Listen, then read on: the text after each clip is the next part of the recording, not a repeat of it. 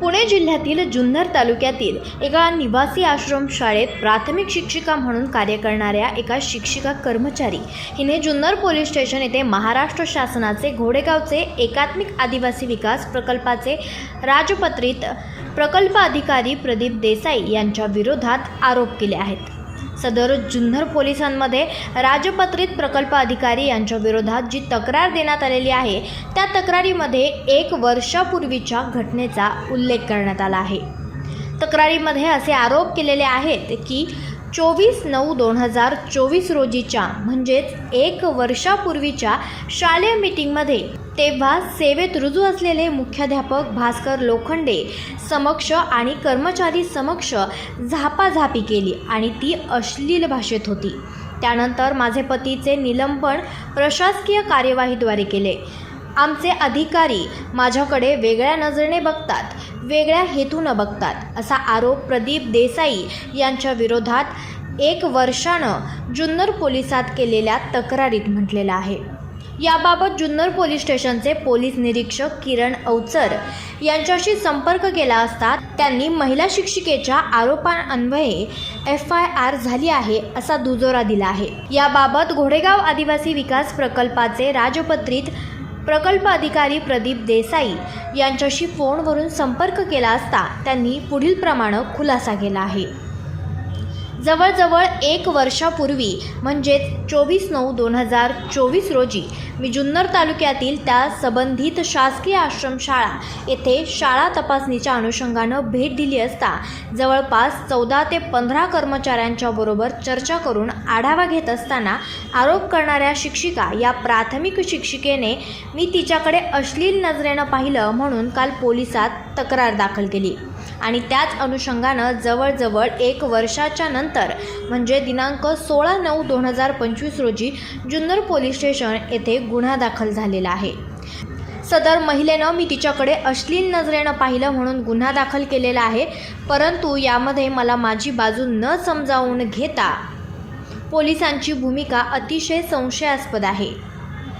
प्रस्तुत प्रकरणी विभागीय चौकशी होणं आवश्यक आहे किंवा महिला दक्षता समिती किंवा विशाखा समिती यांच्यामार्फत प्राथमिक चौकशी होणं आवश्यक आहे, परंतु असं काहीही न करता किंवा माझी बाजू देखील ऐकून न घेता पोलिसांनी शिक्षिकेची एकतर्फी द्वेषपूर्ण आणि तिच्या पतीची बदली ठाणे आयुक्त यांचे आदेशानुसार झाल्यानं व तिचे पती बदलीच्या ठिकाणी हजर न झाल्यानं त्यांचे निलंबन मीच केले अशा गैरसमज आणि एका निलंबित मुख्याध्यापकाचे चुकीचे मार्गदर्शन घेऊन सदरचा गुन्हा दाखल करण्यात आलेला आहे। अशा प्रकारे जर शालेय कामासाठी अधिकारी आणि कर्मचारी यांच्या मीटिंगमधील संवादाला तोडून फोडून वेगळं वळण देऊन लोकांसमोर पोलिसांसमोर जर म्हणणे मांडले तर येणाऱ्या दिवसांमध्ये अधिकारी वर्ग हे आपले कर्मचारी किंवा आपले कनिष्ठ कर्मचारी यांच्याशी कसा संवाद साधतील व कशी सेवा करू शकतील। समाजातील विद्यार्थी आणि शालेय गुणवत्ता वाढीसाठी अधिकारी आणि कर्मचारी यांनी वेळोवेळी एकमेकांना मार्गदर्शन आणि सहकार्य केलंच पाहिजे।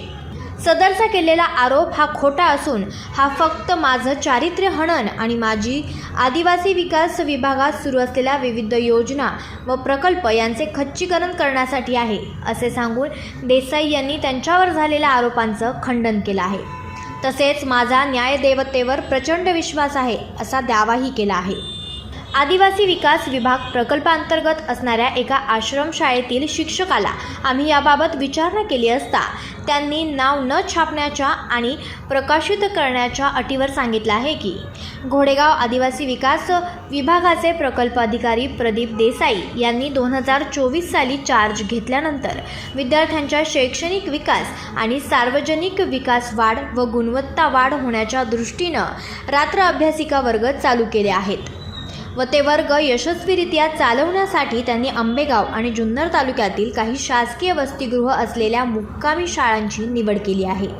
ते विद्यार्थी यांनी अधिक कौशल्यपूर्ण गुणवत्ता वाढीसाठी अभ्यासिका म्हणजेच हजेरी आणि शिक्षकांना जिओ फोटो टॅगिंग हजेरी बंधनकारक केल्यामुळे काही शिक्षक ज्यांना शाळा बाह्य कामं आहेत ते कामचुकारपणासाठी माझ्यावर असे राजकीय जवळीक असलेल्या आणि त्यांचे मर्जीतील काही नेत्यांचा पोलिसांवर दबाव आणून त्यांना हवे तसे आरोप दाखल करून घेतात. परंतु साहेबांचं कितीही चारित्र्य हणून झालं किंवा कितीही खच्चीकरण करण्याचा प्रयत्न केला तरी आदिवासी विकास प्रकल्पातील सर्व आश्रमशाळेतील विद्यार्थ्यांसाठी तसेच त्यांच्या गुणवत्ता वाढीसाठी मी अहोरात्र मेहनत घेणारच असे आम्हाला नेहमी सांगत असतात.